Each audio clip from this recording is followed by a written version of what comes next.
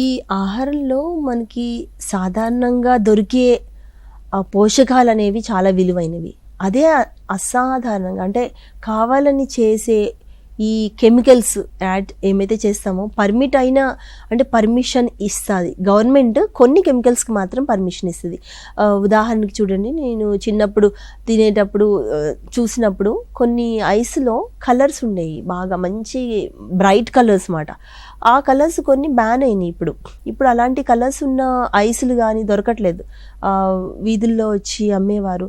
ఎందుకు అనంటే ఆ కలర్స్ వలన క్యాన్సర్ ఉత్ప్రేరకాలు అవి. సో కొన్ని వాటిని అలా బ్యాన్ చేస్తూ ఉంటుంది మన గవర్నమెంట్. కానీ అడ్డదారుల్లో అవి వచ్చే ఛాన్సెస్ ఉన్నాయి కనుక అవి వాడే ఇండస్ట్రీస్ కూడా ఉన్నాయి. సో అలాంటి ఇండస్ట్రీని సీజ్ చేయడమో లేకపోతే ఆపివేయడమో అలాంటివి చేస్తూ ఉంటుంది గవర్నమెంట్ శాయశక్తిలో ప్రయత్నిస్తుంటుంది. ఇప్పుడు రైతులు కూడా యూరియా ఎక్కువ వాడుతూ ఉంటారు. ఎందుకు?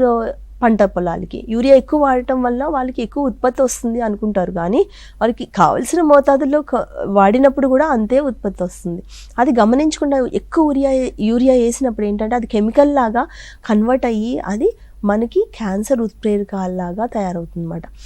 ఎప్పుడైతే ఈ పంట పొలాలకి అవశేషాలుగా ఉండిపోతుందో అదే పంటలో నుండి మనం బియ్యం కానీ గోధుమలు కానీ తింటూ ఉంటాం కనుక అది లోపలికి వెళ్ళినప్పుడు అది అవశేషాలుగా మిగిలిపోయి క్యాన్సర్స్ ఎందుకు వస్తుంది? అరే నేనేమి అలవాట్లు లేవు, చెడ్డ అలవాట్లు లేవు, లేదా ఈ తినడము ఖైనీలు అలాంటివి లేవు, అయినప్పటికీ క్యాన్సర్స్ ఎందుకు వస్తున్నాయి అని అనుకుని వాపోతూ ఉంటారు.